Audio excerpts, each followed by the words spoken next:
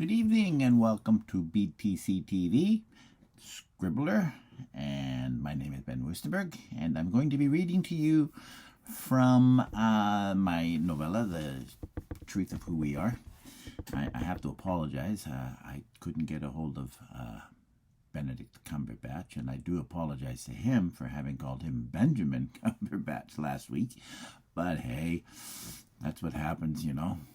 People called me Benjamin all my life, and I just that's not my name either. And I understand him not wanting to get back to me. And once again, I do apologize to Mr. Benedict Cumberbatch. Anyways, here we are, back to my story, The Truth of Who We Are, Berlin, 1947. These streets used to be safe, Martin thinks, looking into dark, broken alleyways where even street lights couldn't penetrate. The rubble that once buried half the city had almost been cleared away. The Allies forced the people themselves to clean the streets, one brick at a time. Men, women, children, it didn't matter. If you wanted to eat, you had to work. Punishment by hard labor and a mandatory tour of the camps beyond the city. It was a punishment well deserved as far as Martin was concerned. The people needed to know. They needed to be told. They needed to be shown exactly what had been done to him and others like him. With the National Socialists, you'd be taking your life into your own hands, walking in the wrong neighborhood. And then it was the Russians. The Allies weren't any better from what I've heard. God forbid if you're still a Jew, he thought. Not that he'd known many of them in Sachsenhausen. He wouldn't know what to say if he met one now. His kind had been kept separated. The pink triangles they wore meant they were to be worked to death, and all he could think of was that he'd somehow managed to escape that. Excuse me.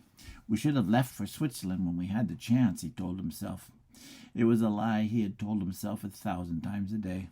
It wasn't that his life was that much better now. It certainly wasn't for Dieter being thrown back into prison to complete his 7-year sentence for immorality, but because he'd been living in a displacement camp since the end of the war. He hadn't realized just how bad things had been. Berlin belonged to the National Socialists, Dieter had said, and that was the reason he'd wanted to stay.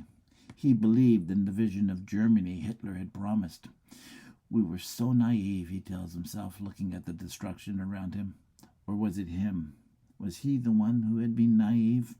He kept telling Dieter that true Berliners wouldn't allow the National Socialist agenda to take hold of their lives. It wasn't right because the National Socialist leadership was morally bankrupt. It was only a matter of time before someone stood up for what was right. But that day had never come, had it? Not that he'd ever been a part of that Berlin.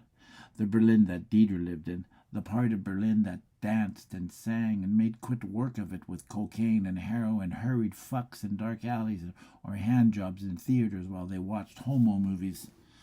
Martin's was a different Berlin. His was a city of art and culture, of Wagner and Mozart and Beethoven, and that's art with a capital A, he reminded himself, where he played the piano in front of a select audience. The women dressed in shimmering gowns dripping with jewels, while the men wore military uniforms that made them look like relics of a forgotten age. And while the city descended into a decade of decadence, it was never part of the city that he knew. It was more than just his mother that saved him from seeing that part of life he knew. It was his gift, as his mother used to call it. I was her kleine Beethoven. He made his way through the cold, dark streets, stuffing his hands into the pockets of his overcoat, his muffler wrapped loosely around his neck. The part of the city he'd been walking through had been spared a lot of the bombing. Not all of it, he was quick to note. A lot of the houses were damaged during the fighting, the Battle of Berlin, he'd heard somebody call it, when the citizens fought in the streets and the Russians came through like a merciless sigh, mowing down the chaff. They should have burned the place to the ground while they were at it, gone all Scipio on it, salted the very earth itself, he thinks, looking at the houses that had fallen in on themselves. Some had candles glowing somewhere in their inky depths. They glowed in the darkness, where there were almost certain to be families gathered in the gloom, eating whatever rations they had, held over an open flame. They've been starving for years, and rightfully so, he told himself. He blames them. He can't help but think back over the years of starvation he endured because of the choices they made.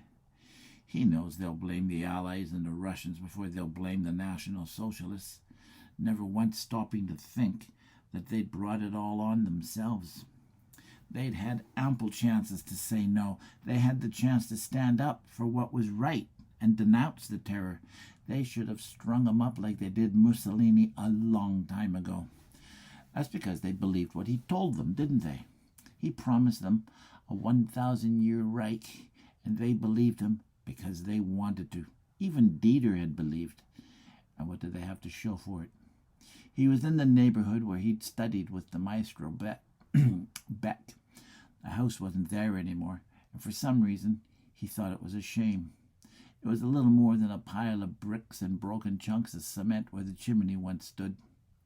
Only the burned-out shell of the house's frame remained. He stopped for a moment, feeling a sense of nostalgia wash over him as he remembered Beck.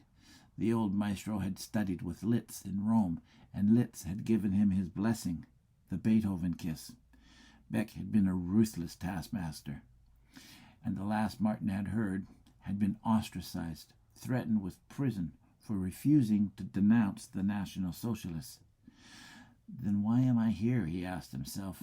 Was he thinking the house would still be standing, and that maybe Beck would be sitting in the parlor with his feet up, enjoying a cup of cocoa in the warmth of a large fire?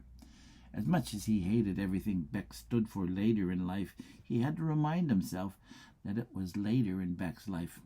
Martin still had fond memories of the man, sitting beside him on the piano bench as Beck placed a coin on the back of his hands and then listened with his eyes closed as his body swayed back and forth with the practiced ease of a metronome. Was it more than a coincidence that the house he'd lived in with his mother all those years ago was only 8 blocks away? It had seemed like such a long walk when he was younger. How had he never noticed that before? Time had a way of doing that to you, he heard someone once say, and thought how he never believed it when he was young. But now, it seemed like such a long walk. There we go. That's the end of that one, and I'm happy with it. I think I did okay. I stumbled a couple of times, but whatever. That's okay. We don't mix around here.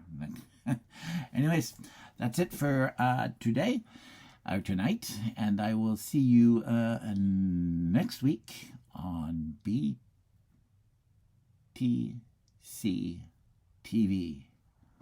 Same bat time, same bat channel. Catch you later.